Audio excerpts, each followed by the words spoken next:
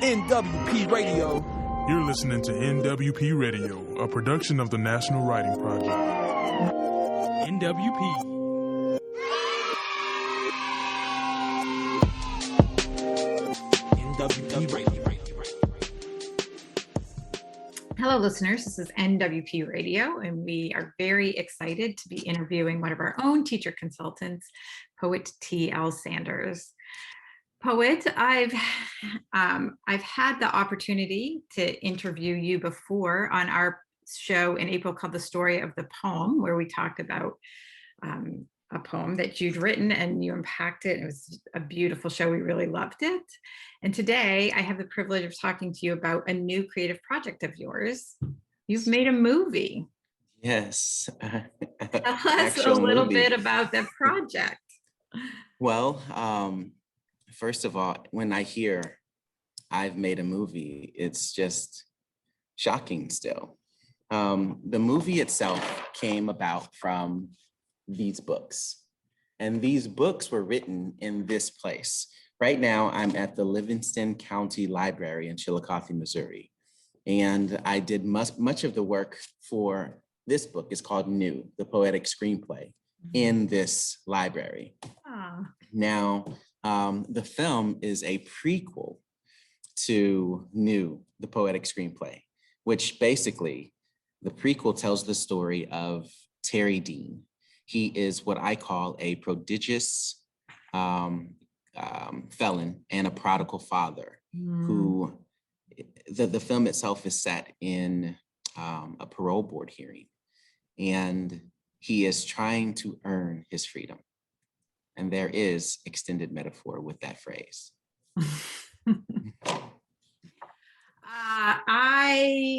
I'm going to come back to ask you a little more about yourself, which is what I was going to ask you first, but I was so excited about the movie, I jumped right in. But yeah. I think your point about the extended metaphor is the thing I wanted to say most about my viewing of the movie, which is that I hope you don't mind me saying, I feel the viewer can really feel that this movie was made by a poet, that both the language that the characters speak and also in some extended metaphors that come through in language and also in the imagery and other visual aspects of this film. So what would the poet want the viewer to know about the role of poetry in this film? Well, first, poetry is center stage. The language itself is prominent, and the film is in service to the script, to the writing. One figurative language device is allusion. So I am deeply connected to this work. As mentioned, there is a prodigal father. Now, this prodigal father actually is named Terry Dean, and I was not original in a lot of, or unique or creative in even the naming, because my father, his name is Terry Dean. And my father actually died of a heroin overdose shortly before writing this book. Originally, it was simply a book of poems, right? And these are the poems. So then it became a screenplay that told a story. That story came about after I learned that my father died of a heroin overdose in 2018. And it's interesting how life gives us seed thoughts. And sometimes we feel like our lives are extraordinary, not extraordinary, but just like extraordinary. But when we look at what life offers, then we see that it's truly extraordinary. So from the events that happened to my father, I penned the book, and then 2 years later, we created a movie. So there is not only extended metaphor, but deep allusion to my own life and some of the things that happened throughout. Now, poetry is front and center, even throughout the dialogue. While it may not sound poetic, there are there is alliteration, there is simile, there's metaphor, and throughout the character and plot development, poetic elements are key. So should you watch the film, then listen carefully and look at the images, because the images are poetic. For example, there's a checker game that goes throughout the film, and there's deep metaphor. Sometimes we say that life is a game, prepare for the game of life, from rules to regulations to strategy. And if hopefully this is not spoiling the movie, but look deeply just at what the checkerboard looks like, because there is a history with scars even on the checkerboard.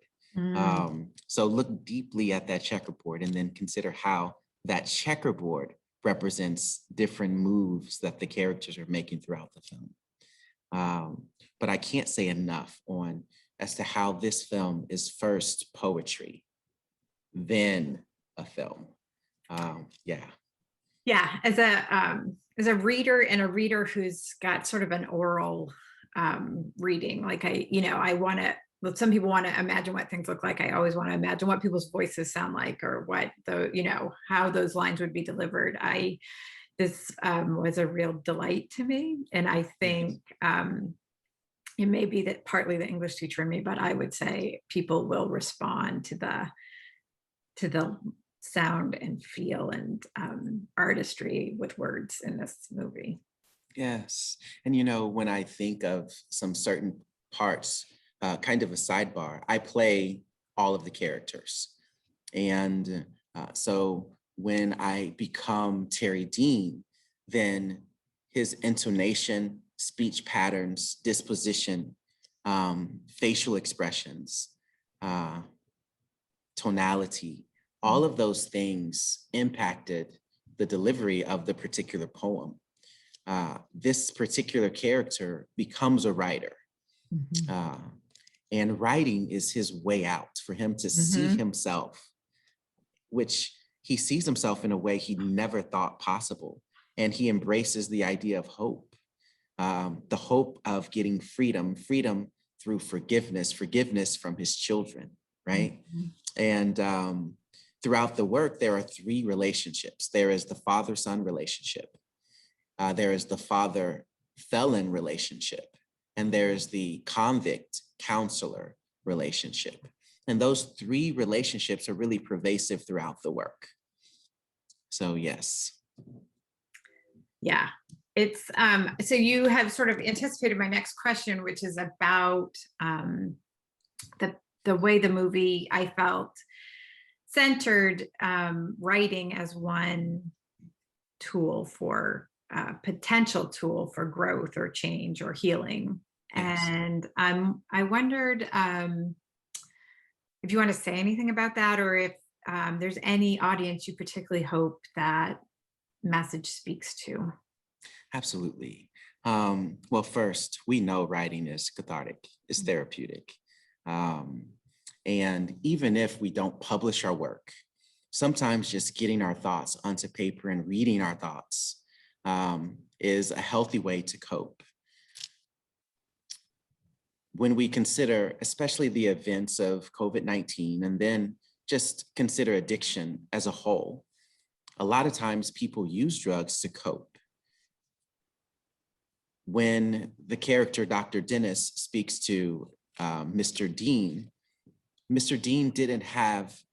didn't see himself as coping through writing, even though he was a writer, which you'll see that in the work. And his writing becomes intentional as a way to connect with those he loves. Sometimes we write without an audience in mind, or sometimes we do write with an audience in mind, but our audience generally doesn't include ourselves. And when we include ourselves in the audience, then we reach out from within, if that makes sense. And so that is where his healing begins to take place, when he, as a writer, reaches out from within. Those hidden places of hurt, unmet needs, unresolved issues, those are starting to come into the light. And he is able to embrace his shame. Now, if we know anything about shame, that's the one thing that we hide, right? And he was no longer able to hide his shame. And he no longer wanted to hide his shame. And that came about from his writing. Now, genre specific, it was in particular poetry. Kind of a sidebar, I have a radio show called Ketchuppedia. And on our radio show, we have a segment, is it poetry or is it rap? And we'll take Shakespeare, right? And we'll take hip hop and we'll say, all right, read a line from Shakespeare, read a line from hip hop. And then people have to guess. You can't tell the difference. That's read a song lovely. from the I'm Beatles. totally gonna tune into this. Yes, yes. You know, read a line from the Beatles, read a line from hip hop or from Robert Frost. And you can't tell the difference because even if it's nonfiction, there are poetic elements in nonfiction. And so when we think of this film is poetry first, because poetry, I believe, is embedded in all art forms. Nice. So yes. So I want to get to some details, like how can people see the movie, etc. But I wonder if there's anything you want to show us or share with us to whet our appetite. Absolutely. Well, if I may, I would like to show some clips. Yeah. Now, this first clip that I'd like to show you looks at, first I'll show the clip and then we can talk it. How about that? That sounds great. Groovy. All right.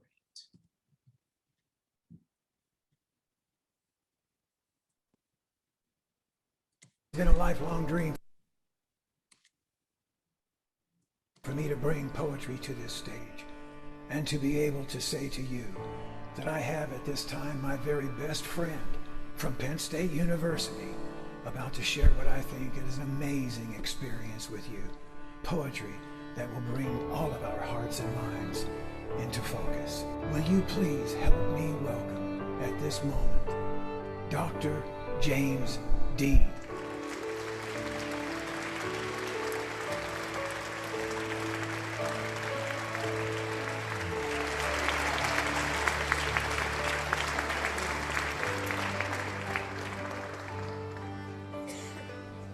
This photo that I hold is a picture of my father.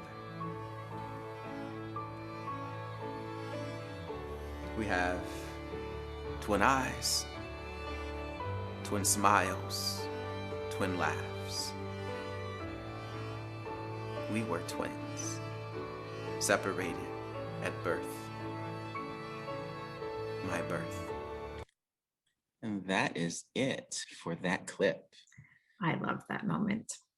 So when we think of where Dr. James Dean is, now kind of a sidebar, Dr. James Dean is prominent in this work.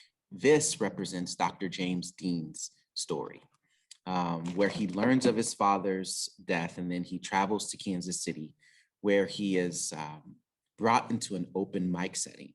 And at the open mic, he meets people that he never thought he would meet, and they impact and change his life. So prior to that, think of the prequel. The prequel has elements of this screenplay that, the original work. We mentioned that poetry is front and center. That particular piece that he was reading was at an open mic.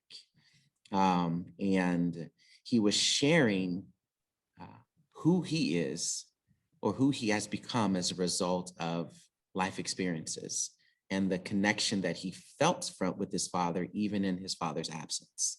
Nice. Yes. Yes. Shall I say more? Sure. Now, there is later, hopefully we'll have a chance to share some music, because if you heard in the background, you hear instrumental music kind of supporting the words. Now, as I mentioned, I believe poetry is embedded in everything, from even this room. This room, I wrote a piece that is found in this book. This is a courtroom in the Livingston County Library. And there's a courtroom scene, in the writing, in one of the poems in the original work, the prequel. So even in this room, there is poetry. In the images, there is poetry. And so in the music, there is poetry. And when we move deeper into the interview, then we'll share original music that both is instrumental and it's rap. And I'll say more about that as we get an opportunity to share that. Nice. All right. So do you have one more clip for us? Absolutely. So then that last clip is kind of a part of the opening scene. It's not the very beginning, but it's the opening scene when we first meet Dr. James Dean, and he shares his relationship with his father. Okay. Now this next clip looks at the relationship that Terry Dean has as a felon and a father. Okay. If you can kind of remember, there are three relationships. There is the father-son relationship, there is the father-felon relationship, and there's the convict counselor relationship.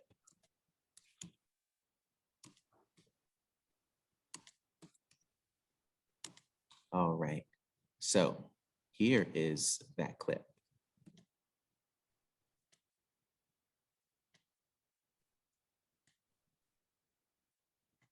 School shoes. It was like a Wednesday, but it felt like a Friday, because we got fried that day. Remember his little face? His little face. So sad. Sad. The dude was oppressed. That's why we can't get no love. Because we don't give no love.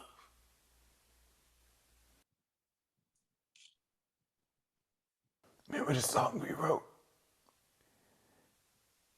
When he was in high school. We wrote it with love. You wrote it. And I'm gonna write it again. Man, don't! Yes.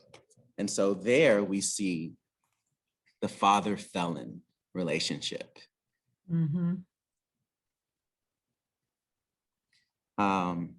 Thinking of the progression of the character, I would like to challenge the viewer to figure out which character, the father or the felon, is stronger. And which one does Terry Dean feel safe? In which one does Terry Dean feel safe?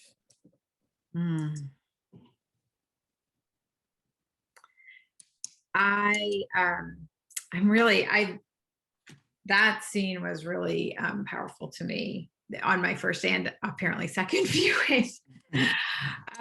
It's also, I'm going to step outside my response to the movie for a minute and think about my response to the creator, because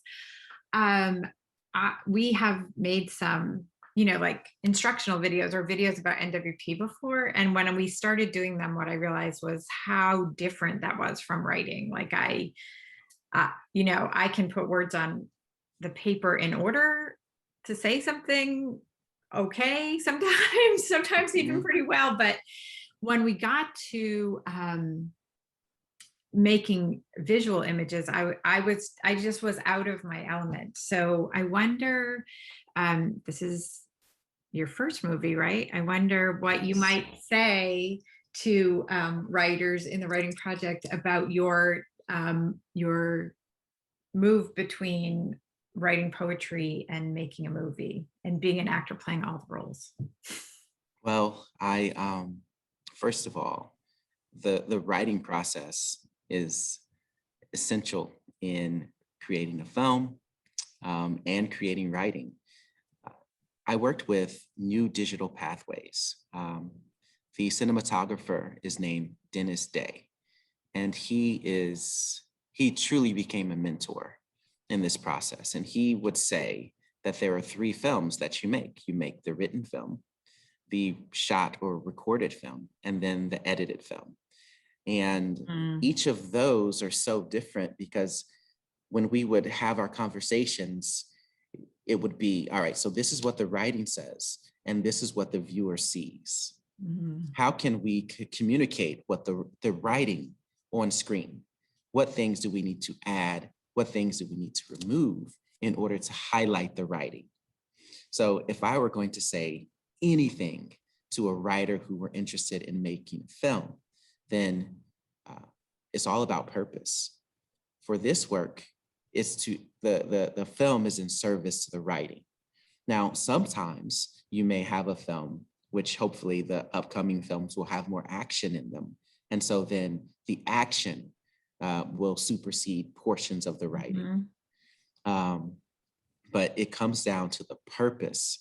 And then the other is there are various windows, like the ear, the eye. How do we want the reader or the viewer to see the film so we can invite them to or compel them to experience certain aspects of the film? We don't want to force anyone to experience it, but we want to give them the option or to compel them to experience the movie as intended by the writer. So I am a curriculum director. And when we think of teaching students to analyze writing or reading, it's what is the author's intention, author's purpose, right? After making this movie, I had a better understanding of what it means to say, what are the writer's intentions? Because then we look beyond really ourselves and look at what we see before us in order to analyze truly the intentions of the writer or the writing. And in this case, it's the film. So one, it comes down to purpose. What is the purpose that we are setting before ourselves in order to serve the reader and to compel them to experience the film or the writing? So I really am going to ask you one more question about the film. Absolutely. But before I do, I have to say that I feel like what you just said in speaking to my teacher heart was a really compelling argument for creative writing in school. Because if kids never have an opportunity to write with intention, with their own intention, how can they look at a work made by somebody else and understand, step into those shoes to try to ask, well, what was their intention? Yes. And you know, it comes back to the character himself, because he grows as he embraces his true intentions for putting words to paper. Yeah. And that's what helps him to grow. Yeah. In a cathartic way, if we're thinking, hey, you're having a tough time, why don't you write about it? That's what would encourage the individual to grow. Yeah. And so, yes, the teacher, you, is right on track, Tanya. Absolutely. So one other thing that I know you're interested in talking about, and I'm interested in hearing about in terms of, you know, you talked about these three films, but then you also talked about these windows for into the audience or the individual who's experiencing the film. And there's music, which I don't know where that came in the creative process or how you got to the music, but I would love to give you an opportunity to tell us a little bit about it. Absolutely. Well, and you know, we say the eyes are the windows to the soul.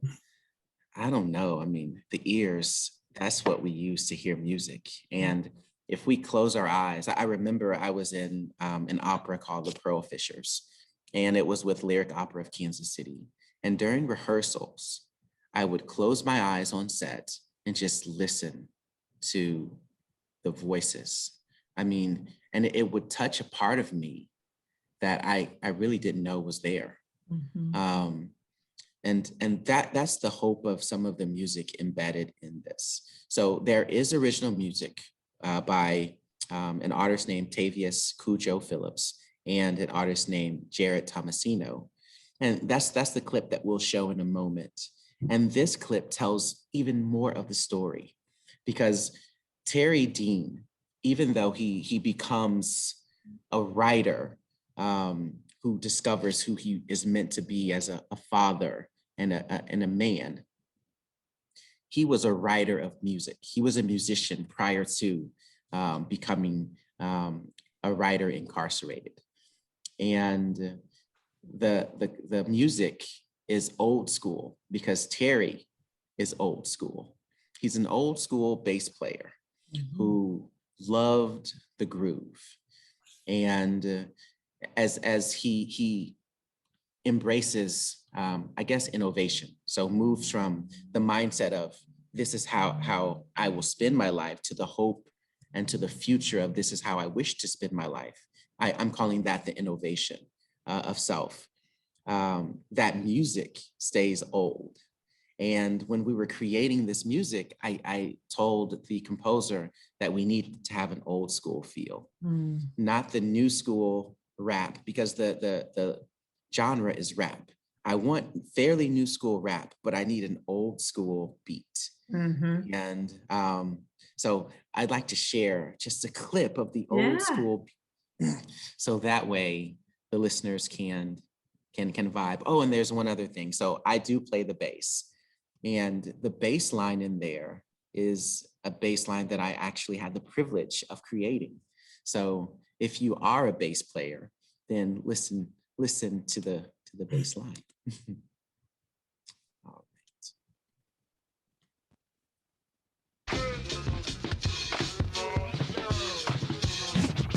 Became a man without a man, but still wanna understand if fix what's broken. Though I'm knowing the cards are playing in my hand, may not go the way I planned, but still I'm gonna take the chance before the needle becomes a sequel. Then high as a cellophane. When the boy is not a human and you're fighting the appetite, it's the struggle to stay sober. You're dodging to take flight, walk away from the urge. Now who the hell had the nerve to set me up? Now why temptation got me feeling I'm cursed. All right, and that's how we get that. Yes. And did you feel how the old school kind of like, did, indeed. Yes. I was just watching something like about the history of hip hop or something, but I was like, I know this beat. Yes. That reminds me. And it seems like when we think of hip hop, I mean, back in the day, it was so focused on, it was pure. Now it seems that it's driven by money in a lot of ways, and it misses the story. In that particular song, we hear the story, became a man without a man. All right, so who are they talking about? Are they talking about Terry Dean, or are they talking about his son? Yeah. And it says to fix what's broken, though I'm knowing the cards I'm playing in my hand may not go the way that I plan, right? Before the needle becomes a sequel, then high as a ceiling fan. And I can't believe I actually remember that, because I didn't write that. You know who did write it? My brother wrote it. Oh, that My brother wrote it. Oh, man. My brother, his name is Tavius, and he, I would say, had a harder life than I could ever dream of having. We don't share the same father, but we share the same mother. And well, I didn't think I was going to start to get a little emotional. It's usually me who cries, so it's good if I have company. People who watch me on the show a lot will be like, oh, good. It's not Tanya this time. Well, you definitely have company. So our mother was addicted to crack for my entire life. And so I was adopted when I was 11, and my brother had to stay there. He was not adopted. So not only could it be talking about Terry Dean, not only could it be talking about James Dean or myself as well, it could be talking about my brother. Right. Because he had to become a man without a man, right? Right. And then watching our mother struggle with addiction, it was hard. Yeah. To say the least. But the thing is, the song is called Catch Ya. And if anybody has a forgiving heart, my brother Tavius has a forgiving heart. He full disclosure, I guess. When he was little, an aunt had to raise him because my mother was going to take his life. She was going through depression deeply. And so they had to pick him, they had to come get my brother, and he lived with our aunt for about, I want to say, a year and a half, because my mother knew she would not allow him to live. But knowing that, my brother was the one who took care of my mother when she was dying of cancer. I mean, talk about a story. And so then we think of the lyrics that he's composed. And he doesn't feel like he's a writer, my brother. But when you can tell him, we say he's wrong. I will. And he was able to embody the goal of the movie perfectly. And that's what I mean by when I say the ear may be the window to the soul, because sometimes our eyes get distracted. And if we do close our eyes and just listen, like I was doing when I was on the set of The Pearl Fishers, then we can tune out the distractions and actually hear. That's one of the things we fail to do. We fail to listen sometimes because we have an agenda. Or we're waiting for our turn or something. Yes. And so then, thinking of extended metaphor, we all get a turn in this life, in this game of life. And that's another component of this film.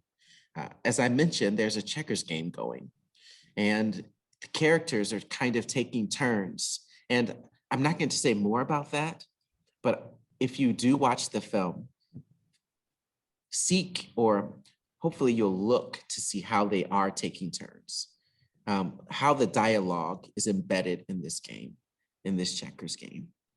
So whoa, I did not expect to go there.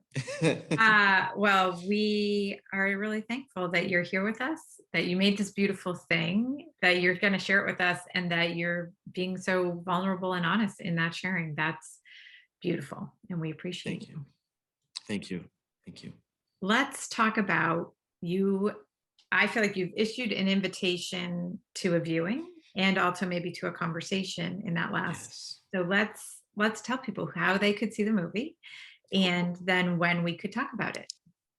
Groovy. So your movie is being shown by the Kansas City Fringe Festival. Yes. That's so exciting. Congratulations. Thank you.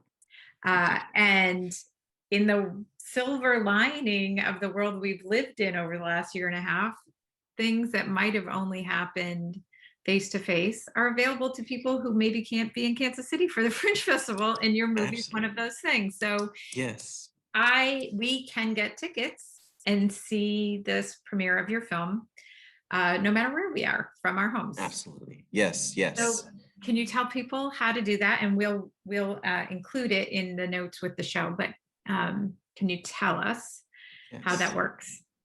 Well, probably the easiest way will be to go to poettlsanders.com. There will be a link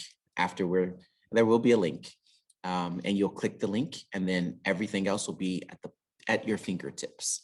That way you're not having to search Fringe Fest or go to KC Fringe website to find how to access my film.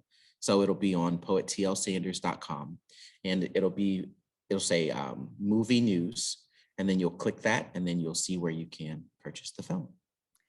Excellent. And then you purchase the film, you watch it in a certain window of time. When is it available, and when does it stop being available? So the window is July 18th through August 1st. It will be available July 18th, and then August 2nd, no longer available. Got it. Yes. Now, our talk back, let's say that you watch the film, then we have a Q&A. That's something else that's possible on July 29th. And I'll host and bring and help people bring questions to you, but you will be the star of the show. And I feel like you've invited us to pay close attention to a number of things, the language and the metaphors and this checkerboard and how do people take turns. I think it would be a great way for us to kick off our conversation on July 29th, to have people weigh in about what they noticed about the checkerboard and the turn taking. Absolutely. And of course, any question is fair game. If viewers are wondering how personal is this part or that part or this scene, then any question is fair game. Please ask, and I will share openly and honestly. That is a generous offer from a creator of this beautiful thing. I'm just going to say this, Poet, with you on with me, and you can tell me if you think I'm wrong, but I would say sometimes teachers have teacher mindset. And one thing I would say, you are a curriculum director and a poet and a bass player, apparently, and a movie maker. I would say this movie in general would not be for children. Right. So Right. This is for you, adult teachers who are interested in the creative process, not necessarily teachers, people who would be interested in this film for its own sake, or about the creative process and the opportunity to talk to you about it, but they probably don't want to pull up with their younger children Right. on a Friday night to watch Definitely. this movie. Absolutely. This is definitely a PG parent guidance film because, one, there is mention of drug use. Yeah. Terry Dean is a heroin addict, and all of the things that come about through addiction are present in the film. And then he as well is a felon. Now, there is, in some cases, strong language, which, believe it or not, I do not use profanity. And so when my family had seen the clips, or they've seen, in 2019, this show was live. And when they saw portions of the live film or show, then they were shocked to hear some of the profanity because they had never heard me use anything of the sort. So yes, there is, in some cases, harsh language, and then there is mention of drug use. Yeah. Maybe that's why it was so surprising to me, because I have also talked to you many times. You are a gentle soul. Yes, yes. As always, Poet, it has been such a pleasure to talk to you today. We will air this interview along with the link to your website, where people can get a link to purchase tickets to the movie. And we will remind people that we'll come back together on July 29th for a conversation with you about the movie. And Right. anything people want to ask you, which was a generous Yes. offer. Absolutely. Thank you so much. Thank you. You're listening to NWP Radio, a production of the National Writing Project. NWP.